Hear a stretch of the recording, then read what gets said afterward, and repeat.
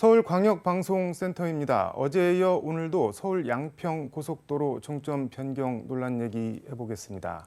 어제는 박지원 전 국가정보원장과 함께 야권 입장 들어봤는데 오늘은 여당 국민의힘 입장 들어보겠습니다. 여의도 초대석 김병민 국민의힘 최고위원 스튜디오에 나와 있습니다.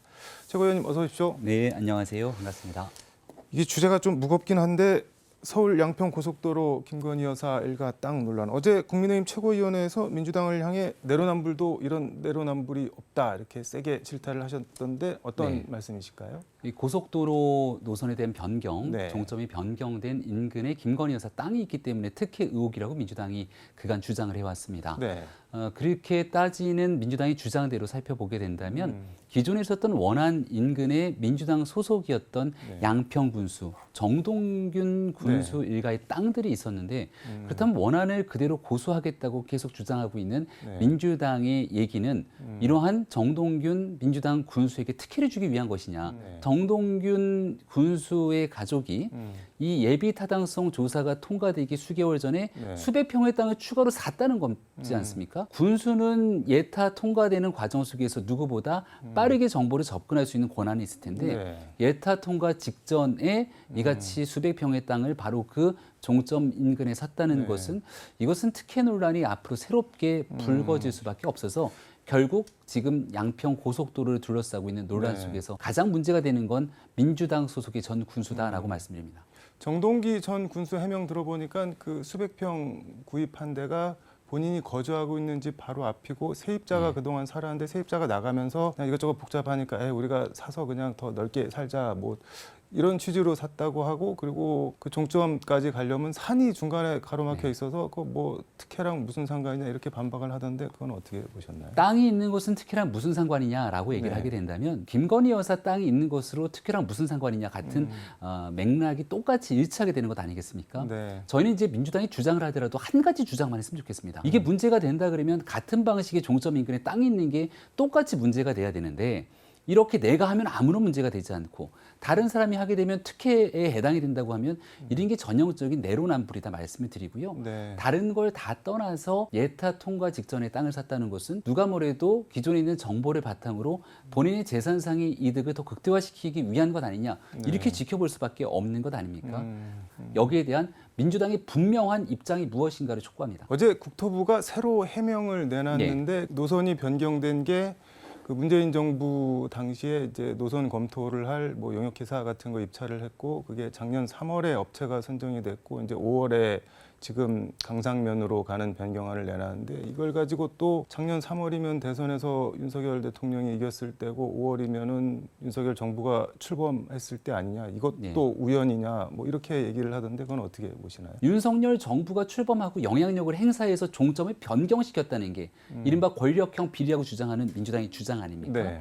그런데 문재인 정부에서 타당성 조사가 필요하다고 하는 타당성 조사의 민간 용역을 맡긴 것이고 이 민간 용역에서 이 안들을 만들어 갖고 온 건데 이 안이 5월 달에 만들어지게 됩니다.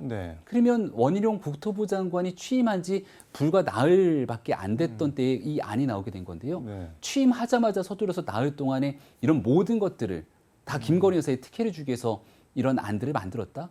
상식적으로 납득이 되지 않는 일이겠죠. 이른바 윤석열 정부가 뭔가 김건희 여사에게 특혜를 주기 위해서 국토부가 대통령실과 암암리 외압을 행사해서 이 새로운 안을 만들어냈다는 것은 완벽한 거짓 주장이다라고 다시 말씀드립니다. 사실은 문재인 정부 때부터 추진이 돼서 정부 출범이랑 좀 시기가 묘하게 겹치기는 하지만 그것과 상관없이 이루어진 일이다 그런 말씀이신 거네요. 그러니까. 그리고 그 안에 대해서는 과거에 있었던 민자 제안부터 시작됐던 2017년도부터 이미 이러한 안들에 대한 필요성에 대해서는 이미 기제안된 바가 있다는 말씀도 함께 드립니다.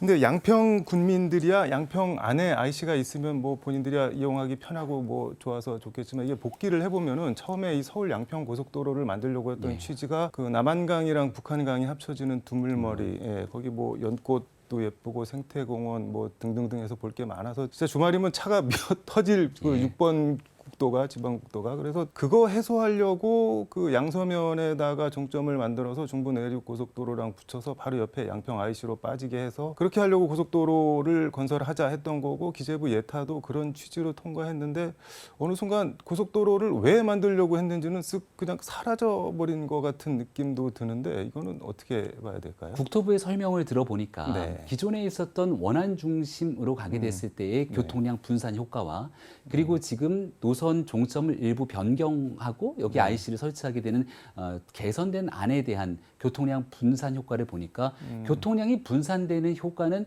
변경된 안에 훨씬 더 큰 편익을 가져온다는 분석들이 있습니다. 많은 전문가들이 이야기하기로는 드물머리에 대한 교통량에 대한 분산 효과 해소를 위해서라도 기존의 안보다는 변경된 안이 훨씬 더 효과적이라고 얘기를 하게 되는 것이죠. 그리고 기존의 안으로 가게 됐을 경우는 환경에 미치는 영향부터 시작되는 이른바 예타는 전체적인 사업을 추진하기 위한 가장 첫 번째 관문이거든요. 하지만 최종적으로 조 단위가 들어가는 국책 사업이기 때문에 마지막 마무리되는 과정을 거치기 위해서는 훨씬 더 촘촘하고 면밀한 검토가 이루어지게 되겠죠. 그에 따라서 예타에 통과된 안보다 조금 더 전문적이고 효과적인 안으로 조금씩 그 안들이 변경된 상황이다라고 말씀을 드리겠습니다. 그러니까 뭐 한마디로 기재부 예타가 무슨 금과 옥조 절대 불변의 것은 아니다 그런 말씀이신 거네요. 맞습니다. 어제 이재명 대표는 민주당 최고위원회의에서 이번 사건은 대통령 친인척이 연루된 권력형 비리 전형이다, 국정농단이다 이렇게 목소리를 높였던데 동의를 못 하시겠네요. 그러면. 이재명 대표가 여기에 대해서 구체적인 논거를 근거를 들어서 주장을 해주셔야 국민적 설득이 뒤따를 겁니다. 말씀하신 것처럼 권력형 비리라고 하는데 어떤 권력이 작동이 됐고 이로 인해서 나타난 비리는 무엇인가에 대한 설명이 안 돼 있지 않습니까? 그저 종점이 변경된 것에 대해서 그 인근에 김건희 여사 일가의 땅이 있다는 것인데 똑같은 방식으로 주장하는 것처럼 정양편 군수 일가의 땅이 있었던 원안 종점을 만들었던 건 그럼 그 당시에는 민주당 소속 단체장에게 혜택을 주기 위한 국정농단이었던 겁니까? 논리적인 근거가 명확해야 되는데 그런 것 없이 기승전 김건희 여사 공격, 정권 흔들기를 위해서 국정농단이라는 용어까지 끄집어낸 민주당 이재명 대표에게 매우 유감이다라는 말씀을 드리고요.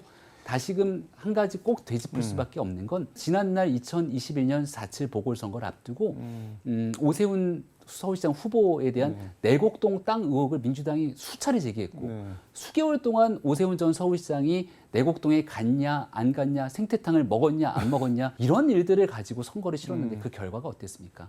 지금 오세훈 전 서울시장의 내곡동 땅 문제 의혹을 제기했던 민주당의 2년 전 모습에서 단 하나도 민주당이 바뀐 게 없다고 생각합니다. 그때 선거에서 민주당이 별 재미를 못 봤는데 그럼 지금도 말씀하신 대로 뭐 가짜 뉴스고 허위 조작이고 하면은 그냥 하게 내버려 두고 심판을 받게 하면 되는 게 국힘한테도 좋은 거 아닌가요?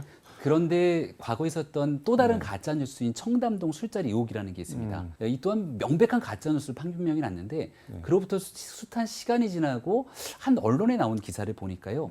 여전히 김의겸 의원 등이 제기했던 그 청담동 술자리 의혹에 대해서 이거 진짜라고 믿고 있는 분들도 상당하다는 겁니다. 그런 사람들도 아직 있나요? 그럼요. 그리고 그 내용에 대한 여론조사를 통해서 언론 보도까지 나온 바가 있었거든요. 그러니까 가짜 뉴스의 폐해가 아주 오랫동안 이어질 수밖에 없는데 그러니 원희룡 국토부 장관이 고육지책의 차원에서 이런 방식의 가짜 뉴스가 난무하게 된다면 중앙정부 차원에서 사업 수행이 불가피하다는 고육직책의 발언들이 나온 상황까지 이르게 됐다는 말씀을 드립니다. 행정안전부 장관 그 경남지사를 해서 이런 지역 개발의 전문가라고 볼 수 있는 김두관 의원이 어제 국회에서 기자회견을 별도로 열었는데 윤석열, 김건희 대통령 부부 직권남용, 업무상 배임, 국고손실죄 등 불법 비리 의혹이 있다. 명백한 탄핵 사유가 될 수도 있다 하면서 탄핵까지 언급을 했는데 이거는 어떻게 보셨나요? 노무현 전 대통령과 함께 장관으로 일했던 김두관 의원의 입에서 나온 발언이기 때문에 더욱더 안타깝다라는 말을 들려드릴 수밖에 없습니다. 탄핵은 헌법과 법률을 위반한 중대한 범죄 행위가 있을 때 탄핵이 가능한 일이겠죠. 이러한 지금 현재까지 나와 있는 일들 속에서 이재명 대표를 비롯한 민주당 의원들의 근거 없는 정치 공세와 가짜 뉴스는 난무할지언정 관련된 내용들에 대한 근거는 단 한 가지도 되지 못하고 있습니다. 그러니까 결국은 이 같은 주장들을 계속 쏟아내면서 그 마지막 민주당 가짜뉴스와 정치 공세의 종착지, 종점에는 윤석열 정권 퇴진이라고 하는 정부 흔들기 딱 하나만 남아있는 것 아닌가요? 네. 결국은 윤석열 정부를 흔들기 위한 소재들만 계속 바뀌고 있을 뿐 관련된 행동들은 여과 없이 똑같은 방식으로 진행이 되고 있다고 생각합니다. 다 떠나서 뭐 김건희 여사 일가가 양평에 뭐 선산이 원래 있다고는 하지만 그거 말고도 뭐 추후에 매입한 땅이 훨씬 많다고 하는데 어떻게 보면은 외지인인데 양평에 무슨 한 2만 평 가까운 땅을 갖고 있고 이거를 임야를 사서 뭐 대지, 전답 이런 걸로 용도 변경을 하고 그게 상당히 힘든 건데 그게 어떻게 가능했는지도 일단 민주당에서는 의문을 제기하는 것 같고 아무튼 이러니 저러니 해도 그거 원래 투기하려고 그렇게 대규모로 매입했던 거 아니냐 그리고 그 대미가 종점 변경 아니냐 뭐 이런 의심을 하는 시각이 분명히 있는 것 같은데 그건 어떻게 봐야 될까요? 그러면? 민주당에서는 이것저것 다 섞어다 정치 공세를 한 지가 꽤 오래됐죠. 네. 형질 변경에 대한 얘기는 2003년도에 있었던 얘기를 아마 이야기하는 것 같습니다.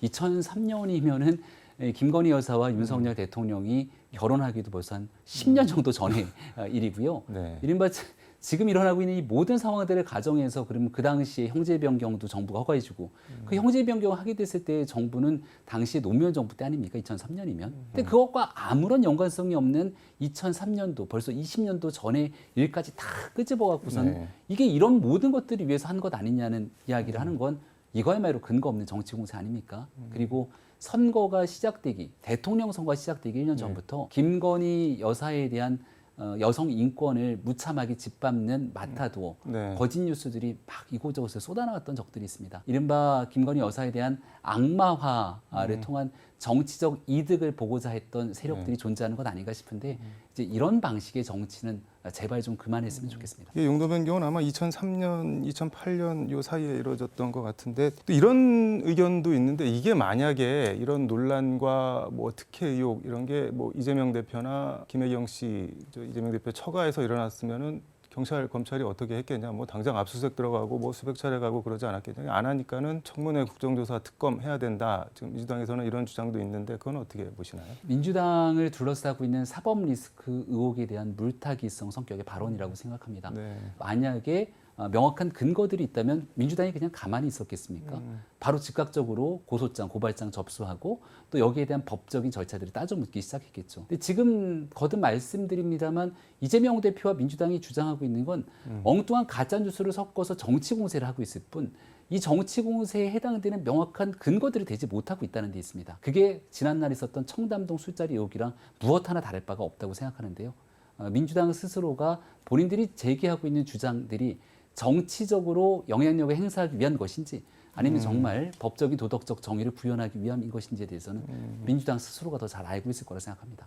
그냥 아니면 말고 막 던지고 있다 그런 말씀이신 거네요. 이미 과거의 청담동 술자리 의혹을 통해서 충분히 드러난 바 있지 않습니까? 네. 그리고 여기에 대해서 아주 분명하게 고개 숙여 사과하고 재발 방지 약속을 민주당의 책임 있는 당직자들은 하지 않았습니다. 후쿠시마 오염수 얘기 잠깐 좀 해보겠습니다. 지금 나토 정상회의에서 윤석열 대통령이랑 기시다 일본 총리가 별도 한일 정상회담을 할 것 같은데 거기서 이제 뭐 일본이 윤석열 대통령의 요청을 뭐 수용을 하든 안 하든 그거는 논외로 하고 우리 국민들이 어쨌든 많이 불안해하고 있다. 그러니 재고해 주시라 방류를 이런 말씀을 해야 된다는 목소리가 상당히 있는 것 같은데 대통령이 그런 말씀을 해야 될까요? 아니면 그냥 뭐 그거 어차피 안 들어질 거 굳이 할 필요가 없을까요? 어떨까요? 일단은 IAEA의 결과 보고서가 나왔기 때문에 네. 안전에 관한 과학적인 검증의 문제는 일부 객관적인 데이터를 통해서 증명이 돼 있다고 생각을 합니다. 근데 국민들께서는 그런 데이터가 있더라도 실제 일본이 방류를 결정하게 됐을 때 그 방류라는 과정에서 계획대로 진행될 것인지에 대한 궁금증과 불안이 남아 있는 것이겠죠. 네. 그래서 우리 정부도 이런 국민적 걱정과 불안 또 세계 시민들이 갖고 있는 보편적인 인식에 근거한 대담들이 오갈 거라고 생각을 합니다. 근데 이제 원론적인 말씀을 해주셨는데 어쨌든 입장이란 거를 밝히셔야 되고 발언을 하셔야 되는데 그 취지나 방향이 그래도 우리는 방류를 반대를 할 수밖에 없다는 쪽이어야 하는 건지 그냥 IAEA 보고서가 나왔으니까는 뭐 절차대로 하십시오 뭐 이렇게 해야 되는 건지 그러니까 왜 이런 비판이 있잖아요. 왜 우리 정부가 나서서 안전하다 뭐 이렇게 지레 우리가 일본 대변인처럼 굴 필요가 있냐 이런 비판도 있고 그래서 이제 대통령이 오히려 더욱더 한 말씀 더 해주시기를 바라는 기대 같은 것도 있는 것 같은데 어떻게 이게 여러 가지가 섞여 있는 문제라고 생각합니다. 네. 무작정 일본의 오염수 방류를 절대 반대한다. 이렇게 주장하는 순간 그 다음 쪽으로 택하게 될 여러 가지 선택지들의 고민들이 생길 수밖에 없는 일이겠죠.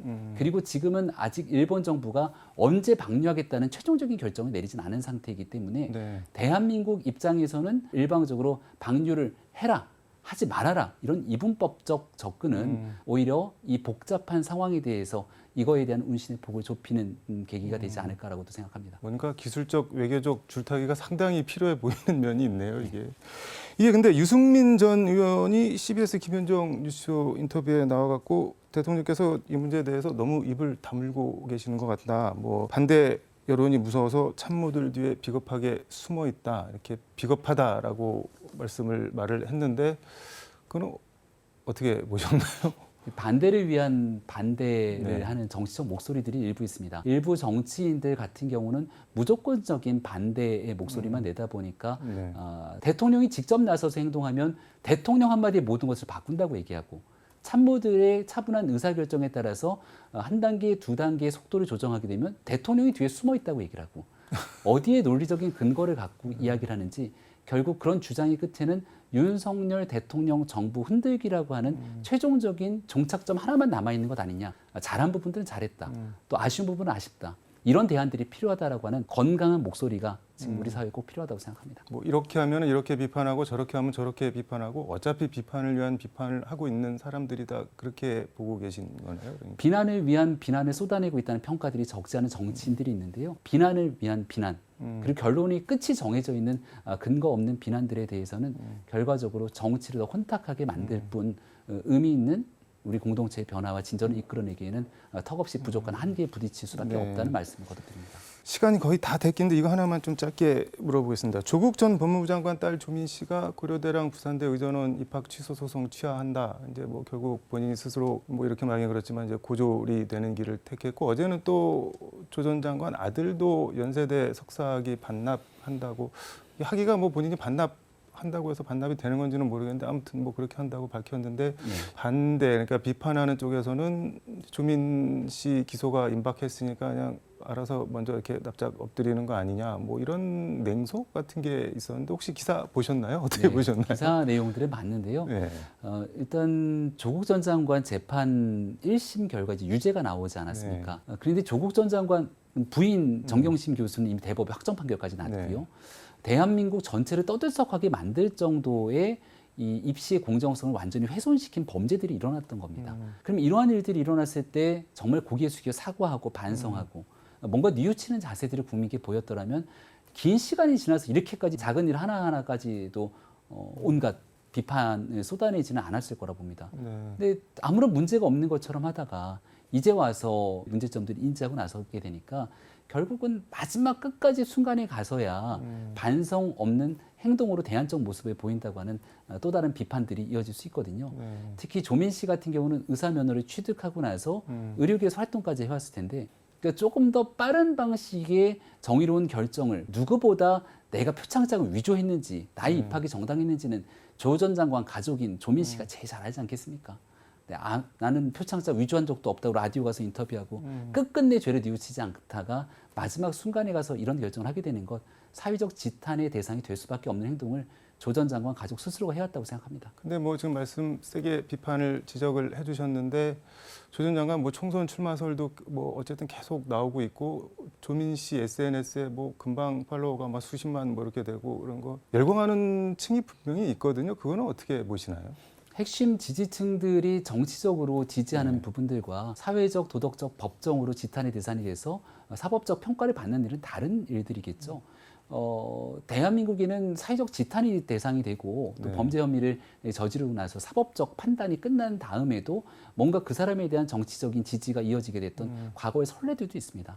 하지만 대한민국의 이 고위 관료로서 또 중요한 직책을 맡았던 정무직 공무원으로서 최소한의 사회적 책무, 책임감이라는 게 있다면 본인이 잘못한 일들에 대해서 겸허하게 반성하고 이 일을 토대로 우리 공동체를 먼저 생각하게 되는 그런 정신들이 필요할 텐데 오히려 그런 일 없이 사회 분열의 길에 오히려 불에 기름을 붓듯이 하게 되는 행동들을 여과 없이 하고 있어서 내년 총선 출마를 염두에 두고 하고 있는 행동들이라면 정말 우리 공동체에 대한 아주 일말의 책임감도 없는 정치를 하고 있다고 생각합니다. 알겠습니다. 오늘 말씀은 여기까지 듣도록 하겠습니다. 고맙습니다. 네, 고맙습니다. 지금까지 서울광역방송센터에서 김병민 국민의힘 최고위원과 함께 전해드렸습니다.